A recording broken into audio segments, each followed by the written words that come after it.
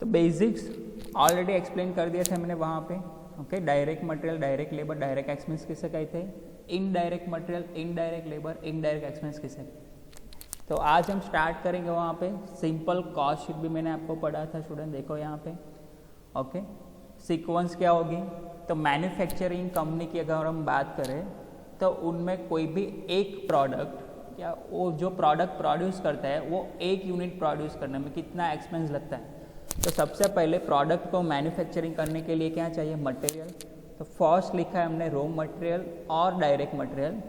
Second होता है वहाँ पे लेबर, मतलब वो रॉ मटेरियल को फिनिश गुड में कन्वर्ट करने के लिए जो आपने वहाँ पे लेबर यूज़ की है उसका एक्सपेंस, और अदर डायरेक्ट एक्सपेंस। तीनों डायरेक्ट एक्सपेंस का आप टोटल करो तो आपको क्या मिल जाएगा वहाँ पे, दैट इज प्राइम कॉस्ट मिल जाएगा। प्राइम कॉस्ट, ओके, तो ये मैन्युफैक्चरिंग एक्टिविटीज़ हुई। तो स्टूडेंट मैन्युफैक्चरिंग एक्टिविटीज़ कहाँ पे होती है, फैक्ट्री में होती है। ओके, ऐसा तो नहीं कि लैंड परचेज कर लिया उसमें डायरेक्टली मैन्युफैक्चरिंग एक्टिविटीज स्टार्ट कर दी।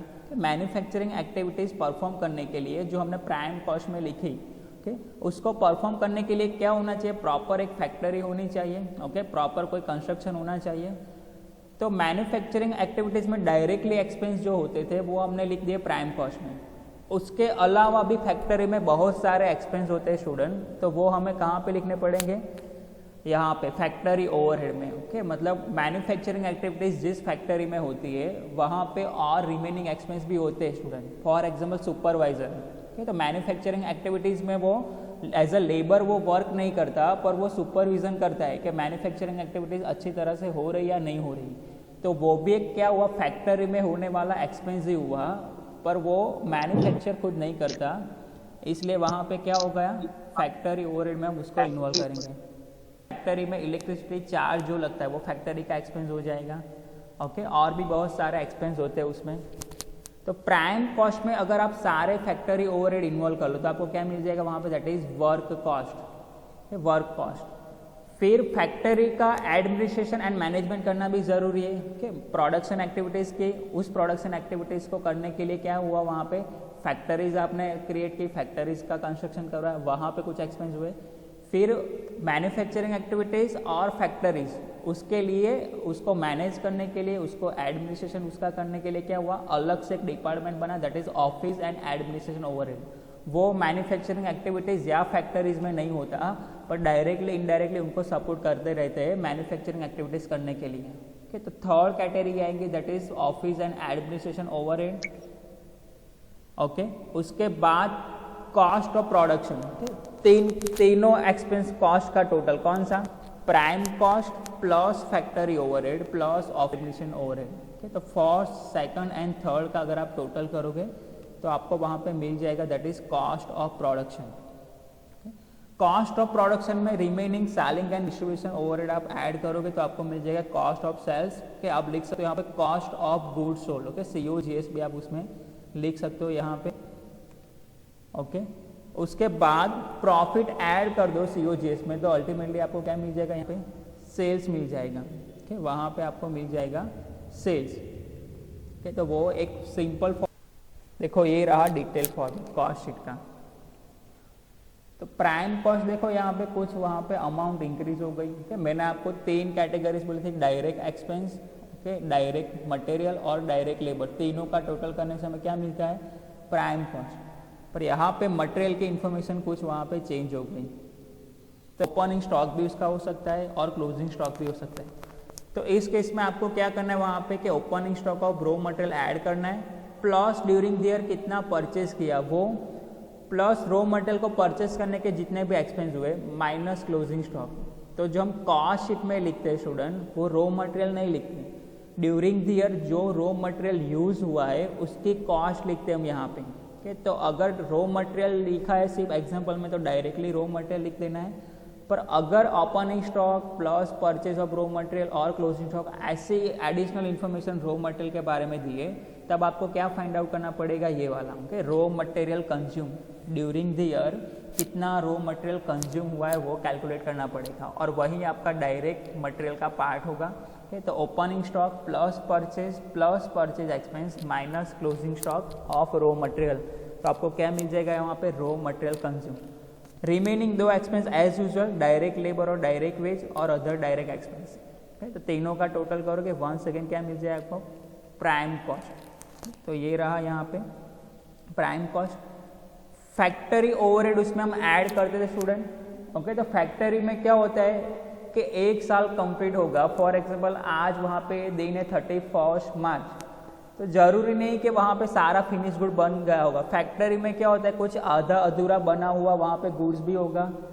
ओके, तो वर्क इन प्रोग्रेस बोलते हैं कि रॉ मटेरियल भी नहीं है और वो फिनिश गुड में कन्वर्ट भी नहीं हुआ है, कि अभी आधा बना हुआ वहाँ पे गुड्स है, तो उसको क्या बोलते हैं हम, वर्क इन प्रोग्रेस। और आधा बना हुआ गुड्स कहाँ पे होता है, फैक्ट्री में होता है। तो फैक्ट्री ओवरहेड के टाइटल में अगर आपको एग्जाम्पल में वर्क इन प्रोग्रेस दिया है ओपनिंग एंड क्लोजिंग, तो जो लास्ट ईयर का ओपनिंग है वो हम ऐड कर देंगे वर्क इन प्रोग्रेस, और जो वहाँ पे करंट ईयर का क्लोजिंग स्टॉक होगा वर्क इन प्रोग्रेस, वो हम क्या कर लेंगे वहाँ पे माइनस कर लेंगे।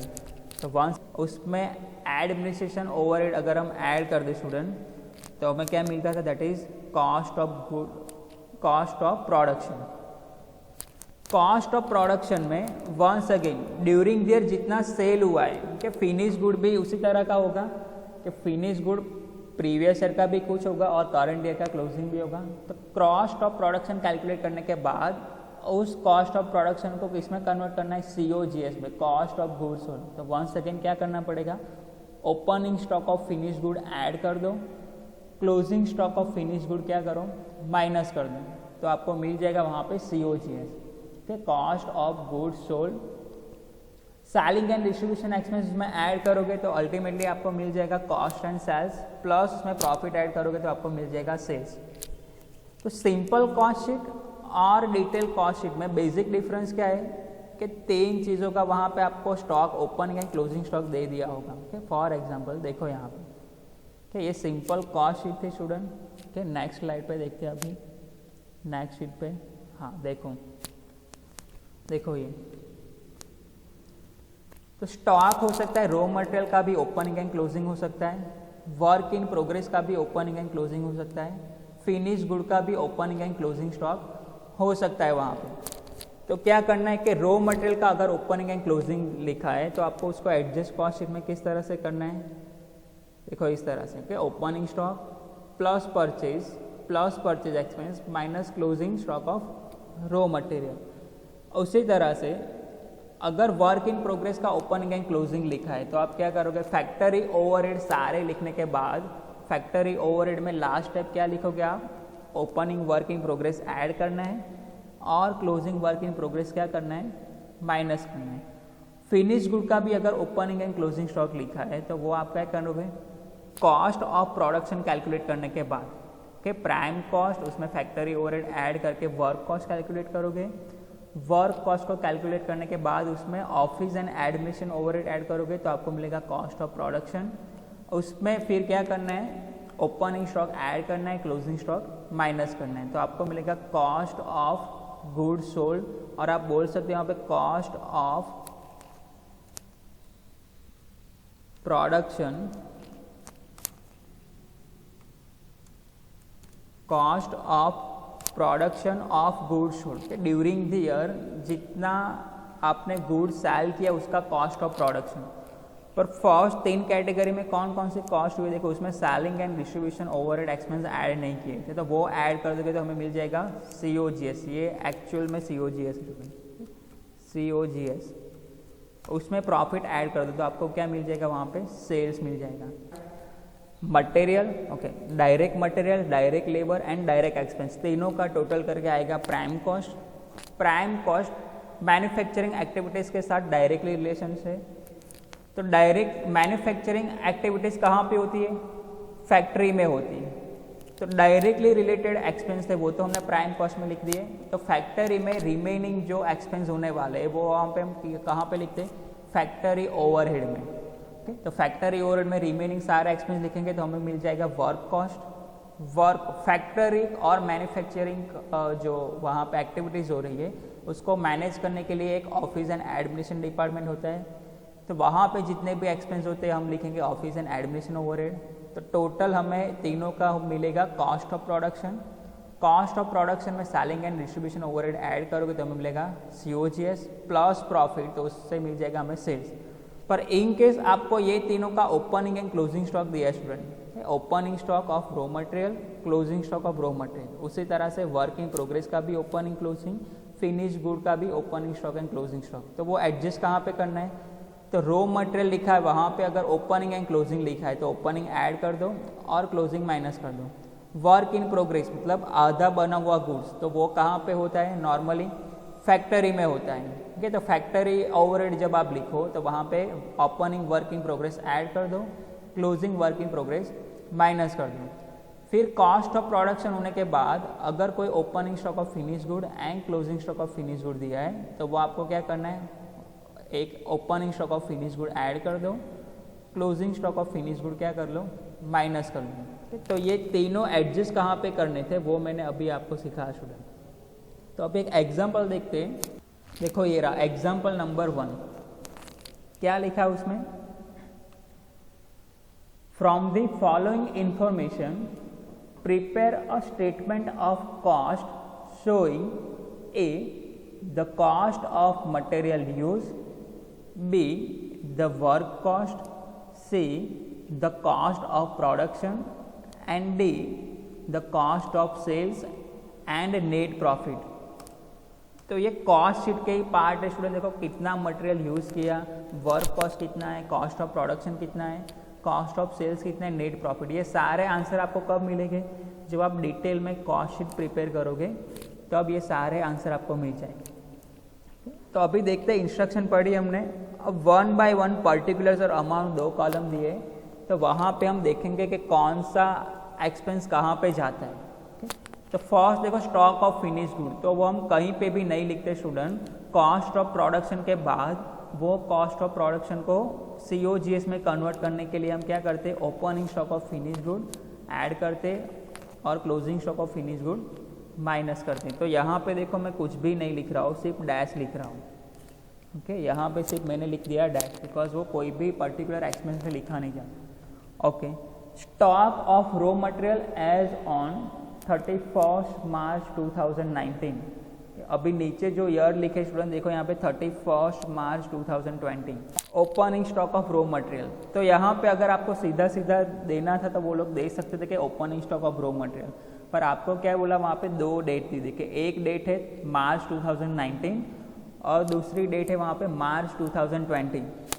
तो मार्च 2019 वाला बाय डिफॉल्ट क्या बन जाएगा, opening stock of raw material. तो यहाँ पे हम देखो लिख रहा हूँ मैं, P लिख रहा हूँ, that is prime cost. Purchase of raw material, raw material जितने बाय आएगा वो कहाँ पे हम लिखेंगे, प्राइम कॉस्ट में। तो ऑलरेडी मैंने यहाँ पे लिख दिया देखो प्राइम कॉस्ट।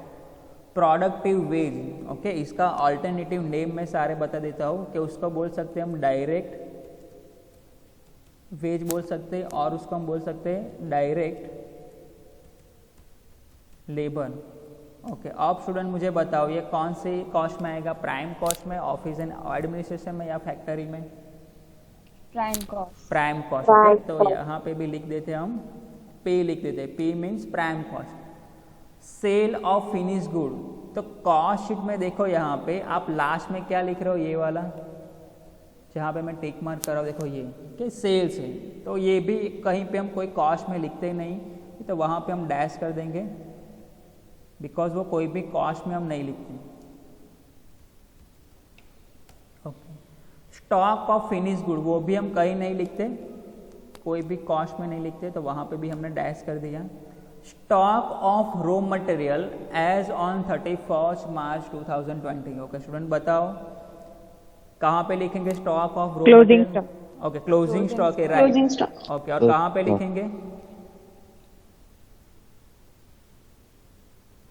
कौन सी कॉस्ट में लिखेंगे, prime cost, factory, yes prime cost, तो P लिख दिया मैंने वहाँ पे, ओके। वर्क ओवरहेड, देखो वर्क ओवरहेड मतलब फैक्ट्री में होने वाला एक्सपेंस। वर्क ओवरहेड अगर आपको दिया है, it means those expense which are incurred at a factory, तो ऑलरेडी मैंने F लिख दिया। अगर फैक्ट्री ओवरहेड से कोई एक्सपेंस बिलोंग करता है तो आपको सिंपली लिख देना है F। तो टोटल 4 एक्सपेंस आपको स्पेसिफाई करने कि अगर कोई प्राइम कॉस्ट का एक्सपेंस है तो P लिख दो, फैक्ट्री ओवरहेड का कोई एक्सपेंस है तो एफ लिख दो, ऑफिस एंड एडमिशन ओवरहेड दिया है आपको तो वहाँ पे ओ लिखना है, और सेलिंग एंड डिस्ट्रीब्यूशन ओवरहेड दिया हो आपको कोई एक्सपेंस तो वहाँ पे आप लोग लिखना है एस। तो देखो ऑफिस यहाँ पे नेक्स्ट दिया एडमिनिस्ट्रेटिव ओवरहेड चार्ज तो वहाँ पे मैं लिख दूंगा O, because office and admission overhead होता था। सेलिंग एंड डिस्ट्रीब्यूशन लिखा है वहाँ पे मैं लिख दूंगा वहाँ पे एस। देखो तो फर्स्ट हमने क्या किया यहाँ पे एग्जाम्पल में कि पूरा इंस्ट्रक्शन पढ़ा हमने कि from the following information prepare a statement of cost. तो स्टेटमेंट ऑफ कॉस्ट का दूसरा नेम क्या है, that is cost sheet. Detail cost sheet आपको प्रिपेयर करनी है। तो वन बाय वन मैंने वहाँ पे पर्टिकुलर्स और अमाउंट पढ़े कि स्टॉक ऑफ फिनिश्ड गुड हम कहीं पे भी लिखते नहीं। रॉ मटेरियल ओपनिंग स्टॉक था तो रॉ मटेरियल या डायरेक्ट मटेरियल हम प्राइम कॉस्ट में लिखते, पे लिख दिया मैंने वहाँ पे। Purchase of raw material once again raw material आया तो वो प्राइम कॉस्ट में लिखते थे। प्रोडक्टिव वेज, डायरेक्ट वेज और डायरेक्ट लेबर तीनों का मीनिंग एक ही है, और डायरेक्ट लेबर भी हम कहाँ पे लिखते हैं स्टूडेंट, प्राइम कॉस्ट में, तो वो भी मैंने वहाँ पे लिख दिया। सेल ऑफ फिनिश गुड वो सेल्स दिया है, सेल्स रेवेन्यू, तो वो कोई भी कॉस्ट के टाइटल में हम कॉस्ट के टाइटल के अंडर में हम नहीं लिखते, तो वहाँ पे मैंने कुछ भी नहीं लिखा। फिनिश गुड वो भी कोई पर्टिकुलर कॉस्ट में नहीं लिखते, तो वहाँ मैंने डैश किया है, कुछ लिखा नहीं। Stock of raw material as on 31 March 2020, तो वो क्लोजिंग स्टॉक है, और क्लोजिंग स्टॉक कौन सा है, रॉ मटेरियल का, तो वो हम प्राइम कॉस्ट में लिखते हैं। वर्क ओवरहेड का अल्टरनेटिव नेम अगर मैं यहाँ पे लिखूँ तो लिख सकता हूँ, that is factory overhead, work overhead charge या फिर आप बोलो factory overhead charge, both are similar, और वहाँ पे एफ लिखा है बिकॉज वो फैक्ट्री में होने वाला एक्सपेंस है। एडमिनिस्ट्रेटिव ओवरहेड चार्ज तो पूरा नेम क्या है उसका, ऑफिस एंड एडमिनिस्ट्रेटिव ओवरहेड, तो उसके लिए मैंने ओ लिखा है वहाँ। सेलिंग एंड डिस्ट्रीब्यूशन ओवरहेड तो उसको मैंने लिखा है वहाँ पे एस। अब देखो कॉस्ट शीट प्रिपेयर करते हैं student one by one. Okay देखो यहाँ पे कॉस्ट शीट ऑलरेडी प्रिपेयर किया हुआ है मैंने, ये रहा देखो कॉस्ट शीट ऑलरेडी मैंने प्रिपेयर किया हुआ है, तो वहीं से वन बाय वन हम अमाउंट लिखेंगे। ओके देखो ये रहा ब्लैंक कॉस्ट शीट, तो वन बाय वन देखते हैं। वहाँ पे सबसे पहले क्वेश्चन में स्टॉक ऑफ फिनिश गुड, तो सीक्वेंस यहाँ पे वन बाय वन लिखना है। सबसे पहले हमें क्या कैलकुलेट करना है स्टूडेंट, प्राइम कॉस्ट, तो प्राइम कॉस्ट में जितने भी अमाउंट आएंगे वो सबसे पहले हम यहाँ से लिखेंगे कॉस्ट शीट में, फिर उसके बाद लिखेंगे फैक्ट्री, उसके बाद लिखेंगे ऑफिस एंड एडमिनिस्ट्रेशन, और उसके बाद लिखेंगे selling and distribution. Sequence already हमें यहाँ पे पता है। तो देखो first stock of raw material, तो ये वाला अमाउंट है stock of raw material as on 31 March 2019, prime cost में लिखना है वो, और वो ओपनिंग स्टॉक है। तो यहाँ पे हम लिखेंगे ओपनिंग स्टॉक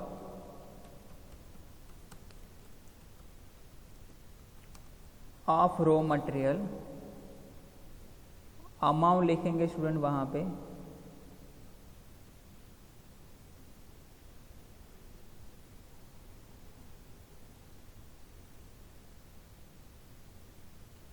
अमाउंट कितना है देखो स्टूडेंट, दैट इज 25,600। तो opening stock of raw material हम लिखेंगे 25,600। उसके बाद क्या है वहाँ पे prime cost, purchase of raw material, तो परचेज ऑफ रॉ मटेरियल भी हम प्राइम कॉस्ट में लिखते हैं, ऑलरेडी स्पेसिफाई कर लिया हमने वहाँ पे। तो परचेज ऑफ रॉ मटेरियल लिखते हैं नेक्स्ट।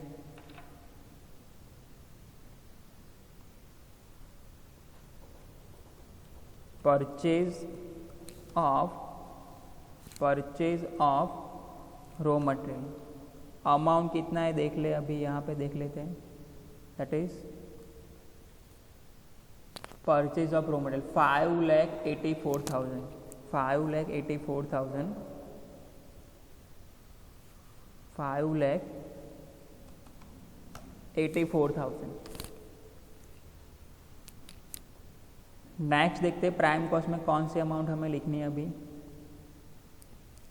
अब रो मटेरियल आपने फॉर एग्जाम्पल लिखना स्टार्ट किया तो सबसे पहले रो मटेरियल का पोर्शन आप कंप्लीट करो, ठीक है। उसके बाद हम ऐड करेंगे उसमें डायरेक्ट लेबर और फिर ऐड करेंगे डायरेक्ट एक्सपेंस अगर दिया है तो रो मटेरियल से हमने स्टार्ट करना है सबसे पहले। तो रो मटेरियल में ओपनिंग स्टॉक दिया है प्लस परचेज दिया है।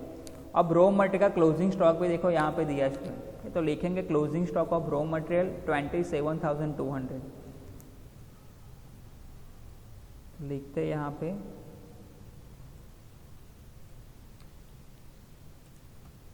क्लोजिंग स्टॉक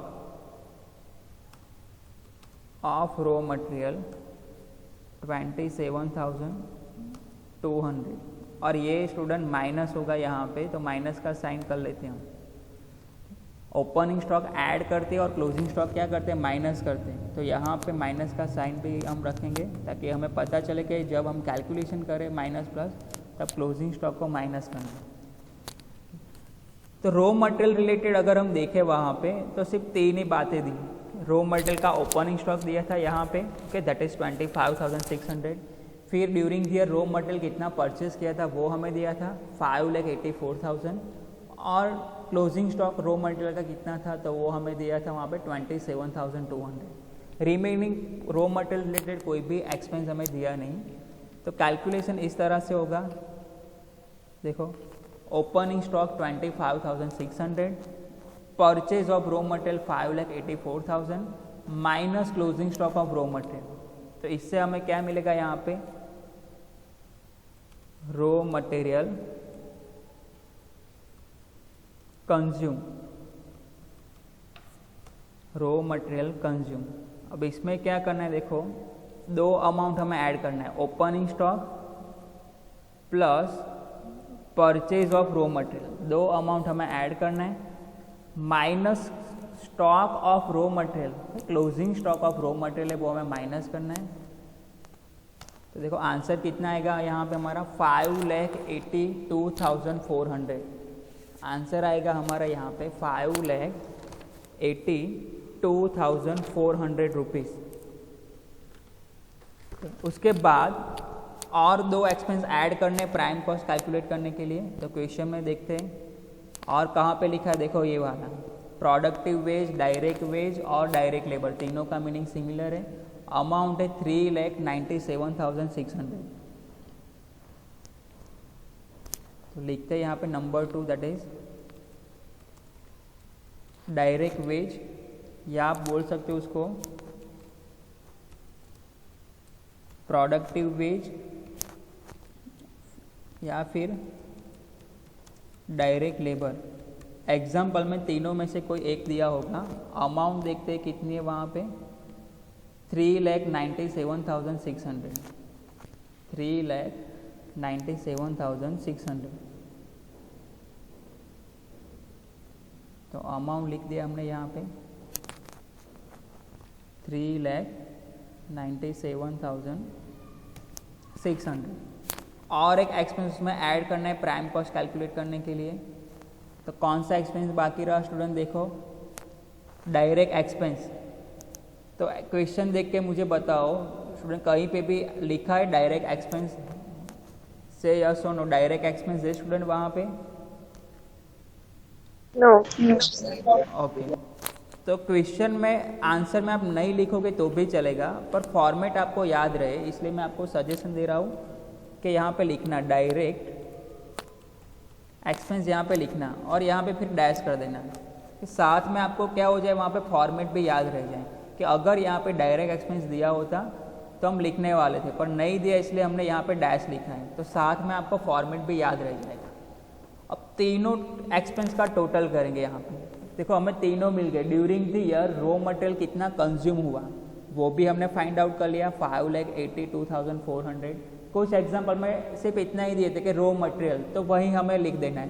पर यहाँ पे opening stock of raw material भी दिया था, परचेज भी दिया था और closing stock of raw material भी दिया था। तो ड्यूरिंग द ईयर जो कंज्यूम हुआ होगा वही तो हमारा कॉस्ट होगा।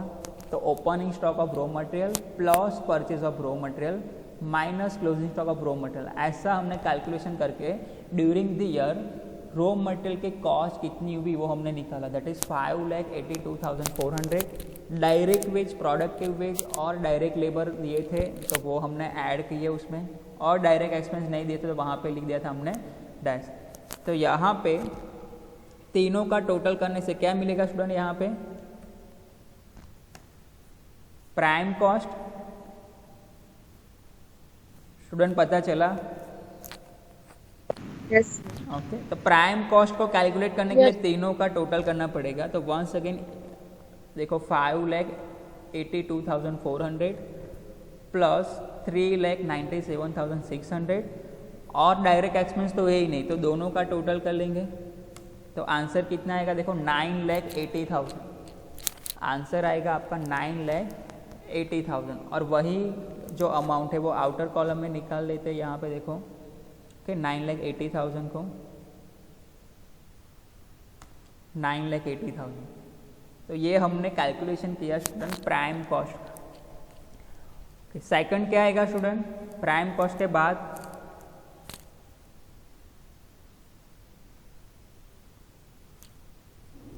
मैन्युफैक्चरिंग एक्टिविटीज कहाँ पे होती है, Factory. फैक्ट्री में। Factory overhead. Yes, right right. Okay, तो यहाँ पे हम लिखेंगे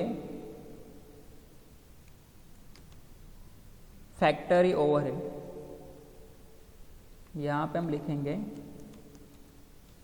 फैक्ट्री ओवरहेड। क्वेश्चन में देखते हैं फैक्ट्री ओवरहेड ऑलरेडी स्पेसिफाई करके रखा है, तो सिर्फ एक ही फैक्ट्री ओवरहेड दिया है आपको। देखो वर्क ओवरहेड या फैक्ट्री ओवरहेड दोनों एक ही बात है, 87,000 एक ही फैक्ट्री ओवरहेड दिया है। कि रिमेनिंग कहाँ, कोई भी ऐसा कोई एक्सपेंस नहीं है जो फैक्ट्री में हुआ होता है और वो हमें दिया है यहाँ पे, तो फैक्ट्री ओवरहेड ही लिखना है सिर्फ हमें। तो डायरेक्टली हम लिख सकते हैं फैक्ट्री ओवरहेड। अमाउंट कितना है वंस अगेन देख लेते हैं, 87,000। अमाउंट है 87,000, तो लिख देते 87,000। अब देखो prime cost plus factory overhead, तो आंसर हमें मिलेगा that is work cost.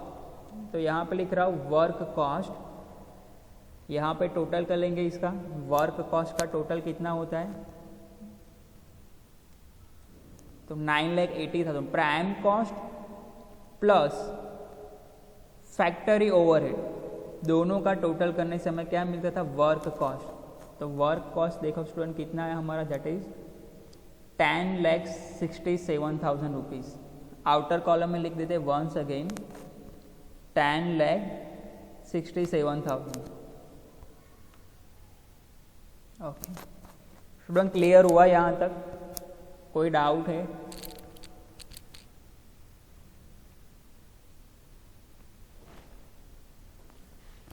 Student any doubt?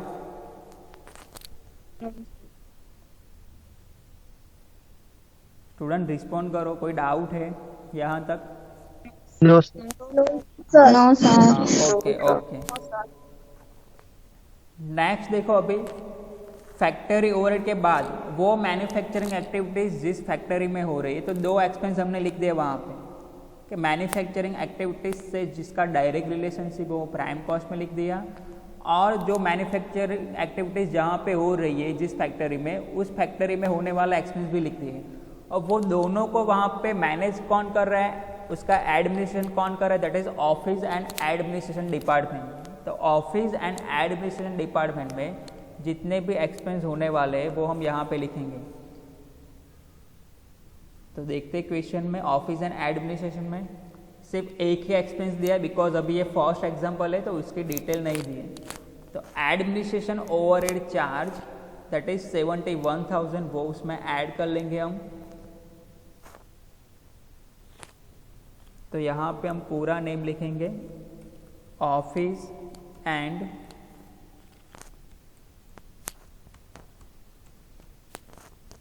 Administration, short में लिख रहा हूँ OH, that is overhead, office and administration overhead, amount 71,000, 71,000। तीन कॉस्ट का अगर हम टोटल करें स्टूडेंट, प्राइम कॉस्ट, ओके, फिर factory overhead and office and administration overhead, तो हमें मिल जाएगा वहाँ पे कॉस्ट ऑफ प्रोडक्शन। तो लिख रहा हूँ यहाँ पे cost of production 71,000, cost of production. तो नॉर्मली वर्क कॉस्ट में अगर देखो यहाँ पे दो बातें आपको सीखनी है, prime cost plus work cost plus office and administration overhead, तो आपको मिलेगा वहाँ पे वर्क कॉस्ट ऑफ प्रोडक्शन। तो 10,67,000 में ऑलरेडी प्राइम कॉस्ट ऐड है, तो अगर यहाँ पे तीनों का टोटल करना है तो आइदर यहाँ से ही कर सकते हैं हम, बिकॉज वर्क कॉस्ट में total of prime cost plus factory overhead, तो वर्क कॉस्ट प्लस उसमें अगर हम office and administration overhead add कर दें तो हमें तीनों का टोटल बाय डिफॉल्ट मिल जाएगा 11,38,000। अदरवाइज दूसरा ऑप्शन क्या है आपके पास कि प्राइम कॉस्ट का टोटल कंसिडर करो 9,80,000 plus 87,000 factory overhead plus office and administration overhead 71,000, फिर भी आपका सेम ही आंसर आएगा 11,38,000। तो मैंने क्या किया, वर्क कॉस्ट का टोटल ले लिया तीनों का टोटल करने के लिए, क्यों, बिकॉज वर्क कॉस्ट में भी primary cost and factory overhead तो इन्वॉल्व ही है, तो वो टोटल लिया। अदरवाइज 9,80,000 प्लस 87,000 करता, फिर भी 10,67,000 आते हैं। ओके, तो तीनों का अलग अलग टोटल भी कर सकते हैं, 9,80,000 प्लस 87,000 प्लस 71,000, फिर भी आपका आंसर आता है 11,38,000। अदरवाइज 10,67,000 प्लस 71,000 लेते, फिर भी आपका आंसर आता है 11,38,000। तो कॉन्सेप्चुअली आपको याद क्या रखना है कि कॉस्ट ऑफ प्रोडक्शन में कौन से एक्सपेंस आएंगे, तो प्राइम कॉस्ट, फिर आएगा वहाँ पे factory overhead and office and administration overhead. पर अगर मैं बोलता हूँ कि अगर मैं बोलता हूँ वर्क कॉस्ट, तो वर्क कॉस्ट का मतलब क्या होगा, that is the combination of two expense prime cost and factory overhead. तो ये यहाँ पे याद रखना कि factory overhead plus prime cost is equal to work cost. Next cost of production outer column में लिख देते हैं यहाँ पे,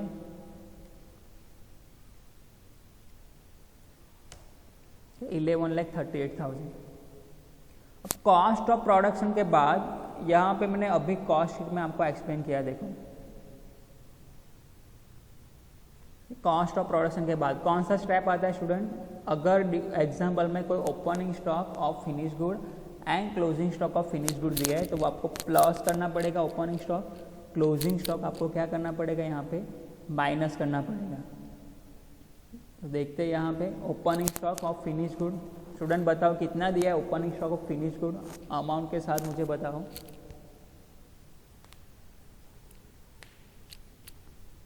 $56,000। 56,000। Yes, right. तो 56,000 हम यहाँ पे लिखते हैं, यहाँ पे ऐड भी लिखते हैं ताकि पता चले हमें, add opening stock of finish good 56,000 less closing stock of finish good. Closing stock of finish good कितना दिया है बताओ student, closing stock of finish good कितना है 60,000। 60,000। Yes, right, 60,000। तो यहाँ पे लिख देते हैं 60,000। अब ये दो स्टेप कैलकुलेट करने के बाद हमें जो मिलेगा वहाँ पे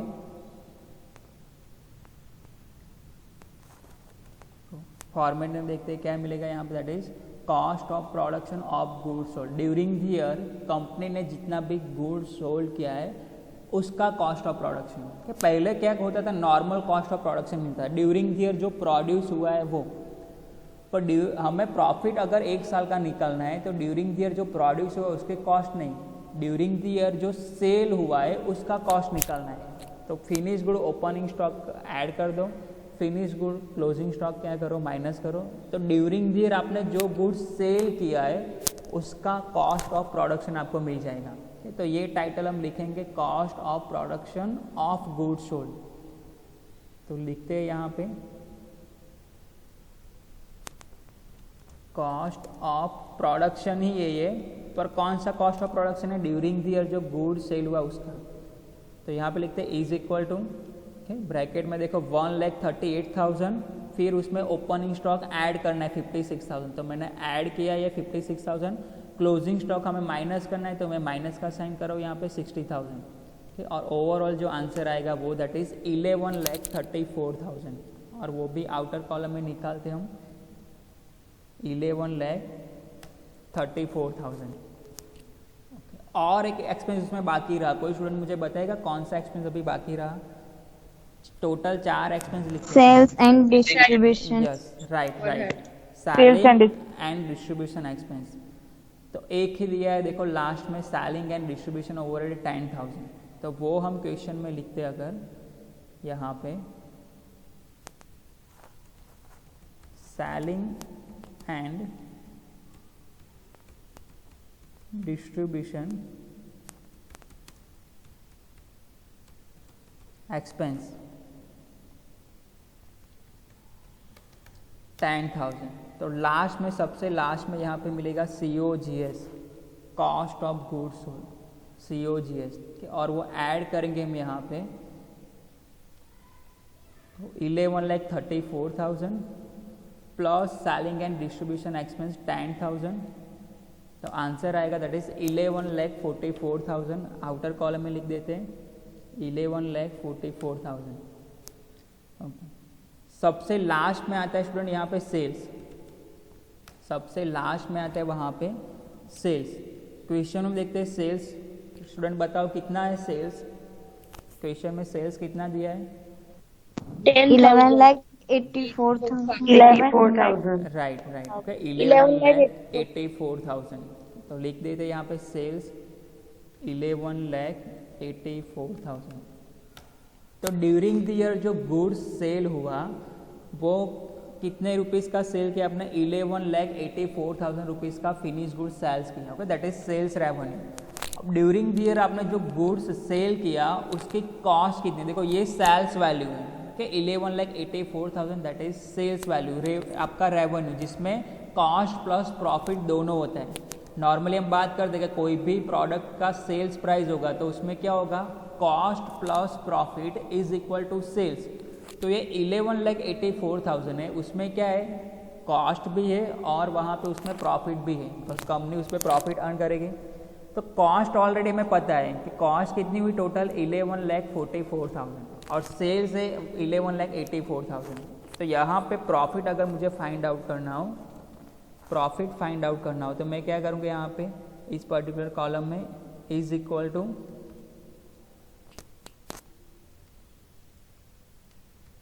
11,84,000 जो मुझे पैसे मिलेंगे as a sales revenue company में, माइनस वही गुड्स को बनाने में कॉस्ट कितना लगा वहाँ पे 11,44,000 ये वाला। तो आंसर हमें मिलेगा 40,000, वो हमारा क्या होगा यहाँ पे प्रॉफिट। पता चला स्टूडेंट? Yes sir. तो ये आपका देखो कॉस्ट शीट बन गया, फर्स्ट एग्जांपल में ये आपका कॉस्ट शीट बन गया। तो सबसे पहले सीक्वेंस स्टूडेंट आपको याद रखना है, सीक्वेंस कौन सा याद रखना है कि सबसे पहले डायरेक्ट एक्सपेंस सारे लिख देने, डायरेक्ट एक्सपेंस सारे लिखने के बाद उसका टोटल करो तो आपको मिलेगा प्राइम कॉस्ट। और वो डायरेक्ट एक्सपेंस का मतलब क्या है कि मैन्युफैक्चरिंग एक्टिविटीज़ जहाँ पे हो रही है उसके डायरेक्ट एक्सपेंस है सारे। अब वो डायरेक्ट एक्सपेंस और मैन्युफैक्चरिंग एक्टिविटीज़ परफॉर्म कर रहे हो तो उसके लिए एक फैक्ट्री का भी कंस्ट्रक्शन करवाना ज़रूरी है। ऐसा तो नहीं कि मैन्युफैक्चरिंग एक्टिविटीज़ आप वहाँ पे एक लैंड परचेस करके डायरेक्टली स्टार्ट कर दोगे, कि मैन्युफैक्चरिंग या फिर प्रोडक्शन एक्टिविटीज़ को परफॉर्म करने के लिए एक फैक्ट्री का बनना ज़रूरी है वहाँ पे। तो डायरेक्टली जो एक्सपेंस जुड़े हुए थे मैन्युफैक्चरिंग एक्टिविटीज़ के साथ वो तो आपने लिख दिए प्राइम कॉस्ट में, पर फैक्ट्री में उसके अलावा भी कोई कॉस्ट होती है कि फैक्ट्री में सुपरवाइज़र रखोगे आप कि जो डायरेक्ट लेबर है जो मैन्युफैक्चरिंग एक्टिविटीज़ परफॉर्म कर रहे वो अपना काम अच्छी तरह से कर रहे या नहीं कर रहे। तो सुपरवाइज़र को आप सैलरी देते हो तो वो कहाँ पे लिखोगे, फैक्ट्री ओवरहेड में, कि अभी तो फर्स्ट एग्जांपल है इसलिए फैक्ट्री ओवरहेड डायरेक्टली आपको दे दिया 87,000। प्रीवियस नेक्स्ट एग्जांपल में क्या आएगा स्टूडेंट, कि फैक्ट्री ओवरहेड के रिलेटेड अलग अलग एक्सपेंस आपको दिए होंगे, then you have to identify कि कौन सा फैक्ट्री का है। कि अगर मैनेजर सैलरी दिया तो वो जाएगा office and administration overhead, because manager कभी भी वहाँ पे फैक्ट्री में काम नहीं करता, ठीक है, वो अलग से उसका एक ऑफिस होता है, वहाँ पे काम करता है। क्लार्क देखो आप, तो वो भी ऑफिस एंड एडमिनिस्ट्रेशन ओवरहेड में होगा। तो फैक्ट्री ओवरहेड का मतलब क्या होगा, जो जहाँ पे फैक्ट्री लगी हुई है कंपनी की, वो फैक्ट्री के 4 दीवार के अंदर जो एक्सपेंस हो रहे हैं वो सारे फैक्ट्री ओवरहेड में लिखने। अब कैसे आइडेंटिफाई करना है अभी हम नेक्स्ट एग्जांपल में सारा देखेंगे। तो अभी फर्स्ट एग्जांपल देखो ये रहा, ओके, 3 एक्सपेंस ऐड करके हमने प्राइम कॉस्ट कैलकुलेट किया। प्राइम कॉस्ट जहाँ पे इंकर्ड हो रहा था वो फैक्ट्री ओवरहेड रिमेनिंग ऐड किए, तो हमें क्या मिला, वर्क कॉस्ट। वर्क फैक्ट्री और मैन्युफैक्चरिंग एक्टिविटीज़ को मैनेज करने के लिए, एडमिनिस्ट्रेशन करने के लिए अलग से ऑफिस एंड एडमिनिस्ट्रेशन डिपार्टमेंट होता है, तो वो उसके एक्सपेंस हमने लिख दिए। तो टोटल हमें मिल गया कॉस्ट ऑफ प्रोडक्शन, पर हमें ड्यूरिंग द ईयर प्रोडक्शन हुआ वो एक्सपेंस नहीं चाहिए, ड्यूरिंग द ईयर जो सेल हुआ उसका कॉस्ट ऑफ प्रोडक्शन कैलकुलेट करना है। तो कॉस्ट ऑफ प्रोडक्शन में opening stock of finish good add किया, closing stock of finish good minus किया, तो हमें क्या मिला, ड्यूरिंग द ईयर जो प्रोडक्शन हुआ वही, पर कौन सा प्रोडक्शन, जो सेल हुआ है। तो यहाँ पे आप लिख सकते हो cost of production of goods sold, during the year जो सेल हुआ है उसका कॉस्ट ऑफ प्रोडक्शन। पर इसके अलावा भी सेलिंग एंड डिस्ट्रीब्यूशन के लिए कुछ एक्सपेंस होते हैं, तो वो लिख दिया 10,000। तो फाइनल आंसर हमारा यहाँ पे मिला हमें, दैट इज 11,44,000 COGS। सेल्स में से COGS माइनस करो तो हमें मिलेगा वहाँ पे प्रॉफिट। एनी डाउट स्टूडेंट, ये एग्जाम्पल में कोई डाउट है किसी स्टूडेंट को? No sir. ओके, तो आज के लिए इतना ही रखते नो हैं। सर। नेक्स्ट लेक्चर में वंस अगेन और एक एग्जाम्पल कैलकुलेट करेंगे, एग्जाम्पल नंबर 2।